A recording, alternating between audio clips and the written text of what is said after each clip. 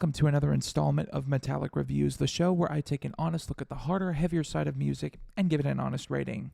Today, we have yet another massive shift on the old paradigm around here as we dive headlong into psychedelic rockers Elder's new one, Innate Passage, out November 25th on Stickman Records. Now, Elder has garnered a lot of praise from a lot of people recently. Their 2017 album, Reflections of a Floating World, came in at number 5 on Rolling Stone's list of the best 20 metal albums of that year. Now, I do remember when that album came out, read a lot of articles online about how good the record was, checked it out, liked what I heard. Now, they've also received a fair bit of praise from the Metal Archives for their 2020 record, Omens. So how they do on the follow-up to that album? Let's dive in and let's find out. Now, upon first looking at the album's runtime and the track list, I gotta admit my heart sank a little bit. It's a 5-song record with none of the tracks lasting fewer than 8 minutes in length. They all kind of settle in between 9 and 15 somewhere. And now any of you who have watched me before or watch on a regular basis know that I can't stand albums where the tracks are split apart at such massive increments. Now, doom metal can kind of get away with it because their tracks are supposed to be slow and plodding, to go along with the overall atmosphere and the subject matter. Now, I get worried when bands like Elder do it because I'm concerned that they'll write themselves over a cliff and cast down into the oblivions of both the weird and the monotonous. However, I am thrilled to report that Innate Passage does not fall into this trope.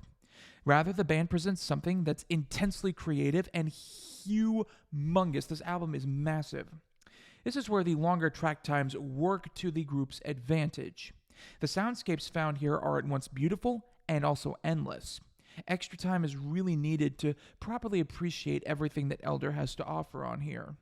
What's more, they do it without an ear for the overly catchy. It's not a record that's not memorable, but there's no really earworms here. They're not going to stick in your head for a long time.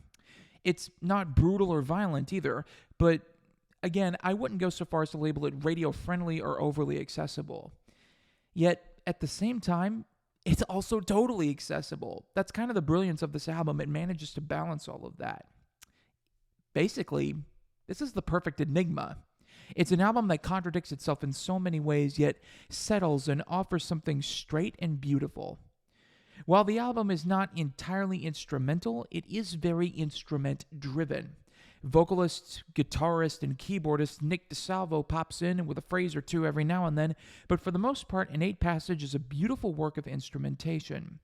The nucleus here is a sense of wonder that the band wraps itself around. Rhythmically speaking, drummer Georg Edert and bassist Jack Donovan do an excellent job of keeping with the winding paths. They're almost like tour guides, bringing the listener through these passages, no pun intended, to wind up on the other side. And along the way, DeSalvo and fellow guitarist and keyboardist Mike Risberg paint these absolutely amazing canvases. It's a museum of musical art, and Elder are very happy to help the listener through it. Now, much as I enjoyed the heck out of this album, I will say this. It's not for everyone.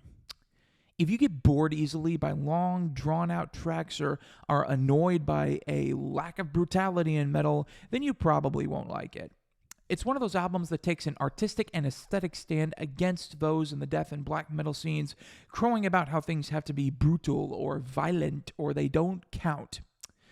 This is metal for people that loved old-school bands like Black Sabbath or Deep Purple and would somehow like that to be combined with the atmospherics of Astronoid and a little bit of the song structures of Tesseract. That's the only way I can think of to describe this. All in all, I gotta say, I didn't find anything I disliked here. I definitely didn't hate anything on here. It's a deep, thoughtfully written and crafted with an ear towards the memorable and extremely creative. Between keys, guitars, and excellent drumming, this record finds itself. It also finds itself as one of the best 2022 has to offer, and I'm giving it a very, very strong 5 out of 5. Thanks so much for watching. Click like, and do not forget to subscribe for more weekly Metallic reviews. Next time, we're going to be experiencing yet another genre shift. It's been happening a lot lately, hasn't it? Although I will say this one isn't quite as intense. Yet we're going to be diving into some prog metal from Big Sky Country when we tackle Hammers of Misfortune's new album, Overtaker. I hope you join me. You've been watching Metallic Reviews, where I give honest ratings to honest music. I will see y'all next time.